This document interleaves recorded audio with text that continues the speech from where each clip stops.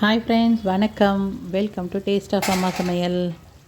இன்றைக்கி நம்ம சிக்கனை வச்சுட்டு ஒரு ரெசிபி பண்ண போகிறோங்க. அது ரொம்ப நல்லாயிருக்கும் ஃப்ரெண்ட்ஸ். நீங்கள் ட்ரை பண்ணி பாருங்கள். நான் சொல்லியிருக்க மெத்தடில் உங்கள் எல்லாருக்கும் நிச்சயமாக பிடிக்கும். பிடிச்சிருந்ததுன்னா லைக் பண்ணுங்கள், ஷேர் பண்ணுங்கள். மறக்காமல் டேஸ்ட் ஆஃப் அம்மா சமையலை சப்ஸ்கிரைப் பண்ணிக்கோங்க. என்னுடைய சேனலில் குக்கிங் வீடியோஸ் இருக்குது, ஷாப்பிங் வீடியோஸ் இருக்குது ஃப்ரெண்ட்ஸ். பார்த்துட்டு பிடிச்சிருந்ததுன்னா சப்போர்ட் பண்ணுங்கள். நான் சிக்கன் பண்ணுறதுக்காக 3 மீடியம் சைஸில் வெங்காயம் எடுத்திருக்கேன். பூண்டு, தக்காளி, பச்சை மிளகா, கறிவேப்பிலை எடுத்துருக்கேங்க. உங்களுக்கு வெங்காயம் ஜாஸ்தி வேணும்னா நீங்கள் பெரிய வெங்காயமாக இருந்தால் 2 எடுத்துக்கோங்க. இப்போ நம்ம இது எல்லாத்தையும் கட் பண்ணி எடுத்துக்கலாம். இப்போ வெங்காயத்தை நல்லா பொடியாக நறுக்கி வச்சுட்டேன். பூண்டு தோல் உரித்து வச்சுருக்கேன். பச்சை மிளகாவும் தக்காளியும் கட் பண்ணி வச்சுருக்கேங்க. பூண்டை வந்து நல்லா தட்டி எடுத்துக்கலாம். தட்டிட்டு போட்டிங்கன்னா சிக்கனாக இருந்தாலும் சரி, மட்டனாக இருந்தாலும் சரி, டேஸ்ட் வந்து சூப்பராக இருக்கும். ட்ரை பண்ணி பாருங்கள் ஃப்ரெண்ட்ஸ். சிக்கனில் மஞ்சத்தூள் போட்டு நல்லா வாஷ் பண்ணி வச்சுருக்கேன். இப்போ வந்து நல்லெண்ணெய் சேர்த்துக்கோங்க. இதில் நான் நல்லெண்ணெய் தான் இன்றைக்கி சேர்த்துருக்கேன். அப்புறம் ஒரு சின்ன துண்டு பட்டை, சோம்பு போட்டு நல்லா பொரிய விட்டுருங்க. அது பொரிஞ்சதுக்கப்புறமா தட்டி வச்சுருக்கிற பூண்டு சேர்த்துக்கலாம். பூண்டு வந்து எண்ணெயில் கொஞ்சம் வதங்கட்டும். அதுக்கப்புறம் பச்சை மிளகாய் சேர்த்து அதையும் ஒரு 2 நிமிஷம் வதக்கிட்டு அப்புறம் வெங்காயம் சேர்த்துக்கலாம். சேர்த்து அதையும் நல்லா வதக்கிக்கலாம். பச்சை மிளகாய் முழுசாக போட்டிங்கன்னா எண்ணெயில் பட்டோன்னா தெறிக்க ஆரம்பிச்சிடும். அதனால தான் நான் வந்து நல்லா வசந்துட்டு போட்டிருக்கேன். முழுசாக போட்டிங்கன்னா பட்டுன்னு வெடிக்கும். வெடிச்சுன்னா அது மேலெலாம் எண்ணெய் பட்டுரும். அதனால் பார்த்து போடுங்க. வெங்காயத்தையும் சேர்த்து நல்லா வதக்கிடுங்க. அது வந்து இப்போ ப்ரௌன் கலரில் மாறிடுச்சு. கலர் பாருங்கள். இப்போ பிங்க்காக போட்டால் இப்போ எப்படி இருக்குது பாருங்கள் கலரு. நல்லா வெந்து எண்ணெயும் பிரிஞ்சிருச்சு.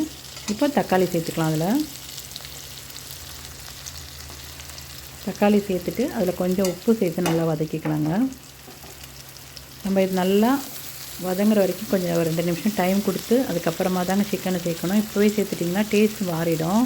நீங்கள் பூண்டு, வெங்காயம் எல்லாம் பொறுமையாக நல்லா வதக்கிட்டு அதுக்கப்புறமா நம்ம சிக்கனை சேர்க்கலாம். அப்போ தான் நல்லாயிருக்கும் உங்களுக்கு கிரேவி மசாலா.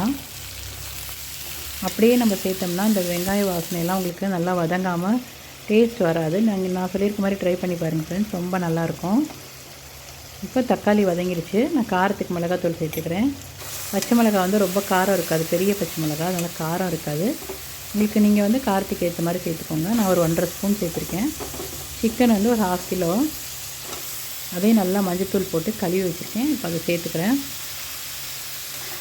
சேர்த்து நல்லா கிண்டி விடுங்க. பாருங்கள், நல்லா மசாலாலாம் அதில் சேர்ந்துருச்சு. ஃபுல்லாக எல்லா இடத்துலையும் படுற மாதிரி நல்லா மிக்ஸ் பண்ணி விடுங்க. உங்களுக்கு உப்பு செக் பண்ணிக்கோங்க, வேணும்னா சேர்த்துக்கோங்க. நம்ம முதலையே தக்காளியோட சேர்த்துருக்கோம். பார்த்துட்டு இப்போ தண்ணி அதில் ஊற்றி வேக வச்சிடலாம் சிக்கனை. நான் வந்து ஒரு 1.5 கப்பு தண்ணி சேர்த்துருக்கேன். சேர்த்துட்டு நல்லா மூடி வச்சுடுங்க. மூடி வச்சிட்டிங்கன்னா சிக்கன் வந்து உங்களுக்கு வேகிற டைம் தாங்க. சில நேரம் 7 நிமிஷத்துலேருந்து 10 நிமிஷத்துக்குலாம் நல்லா வெந்துடும். பாருங்கள், தண்ணியெல்லாம் சுண்டி சிக்கன் நல்லா வெந்துருச்சு. இப்போ நல்லா பிரட்டி விட்டுருங்க. தண்ணியெல்லாம் பாருங்கள் சுத்தமாக வற்றிடுச்சு. இப்போ எண்ணெயும் பிரிஞ்சு வந்திருக்கு பாருங்கள். சிக்கன் சூப்பராக ரெடி ஆகிடுச்சு ஃப்ரெண்ட்ஸ். நீங்கள் இதே மாதிரி ட்ரை பண்ணி பாருங்கள். ரொம்ப நல்லாயிருக்கும். சிம்பிள் மெத்தடு தான். உங்களுக்கு ஒரு 15 நிமிஷத்துக்குள்ளே செஞ்சு முடிச்சிடலாம். ரொம்ப டைம் எடுக்காது. 10 to 15 மினிட்ஸ் தான் உங்களுக்கு அதுக்கு. இப்போ நம்ம நல்லா கொத்தமல்லியை வந்து கழுவிட்டு பொடியாக நறுக்கி வச்சுக்கோங்க. சுற்றி பாருங்கள், நல்லா எண்ணெய் பிரிஞ்சு வந்து சிக்கனும் நல்லா வாசனையாக இருக்குது.